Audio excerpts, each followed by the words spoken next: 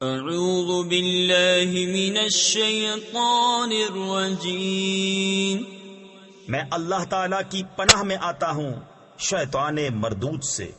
بسم اللہ الرحمن الرحیم، اللہ کے نام سے شروع جو نہایت مہربان رحم والا۔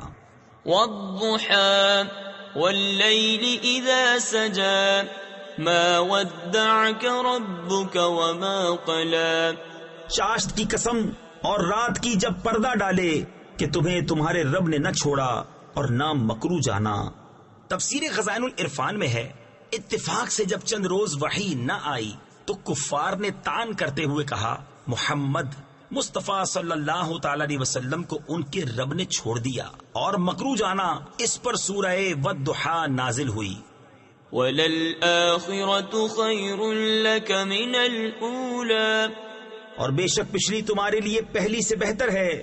تفسیر خزائن العرفان میں ہے، یعنی آخرت دنیا سے بہتر، کیونکہ وہاں آپ کے لیے مقام محمود و حوض مورود و خیر معود، اور تمام انبیاء اور رسل پر تقدم، اور آپ کی امت کا تمام امتوں پر گواہ ہونا، اور آپ کی شفاعت سے مومنین کے مرتبے اور درجے بلند ہونا، اور بے انتہا عزتیں اور کرامتیں ہیں۔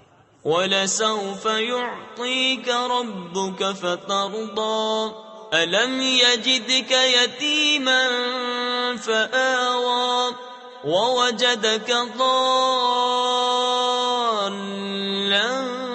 فَهَدَىٰ، وَوَجَدَكَ عَائِلًا فَأَغْنَىٰ، فَأَمَّا الْيَتِيمَ فَلَا تَقْهَرْ، وَأَمَّا السَّائِلَ فَلَا تَنْهَرْ، وَأَمَّا بِنِعْمَةِ رَبِّكَ فَحَدِّثْ۔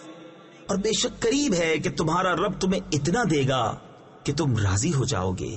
کیا اس نے تمہیں یتیم نہ پایا پھر جگہ دی، اور تمہیں اپنی محبت میں خود رفتہ پایا تو اپنی طرف راہ دی، اور تمہیں حاجت مند پایا پھر غنی کر دیا۔ تو یتیم پر دباؤ نہ ڈالو اور منگتا کو نہ جھڑکو، اور اپنے رب کی نعمت کا خوب چرچا کرو۔ صدق اللہ العظیم۔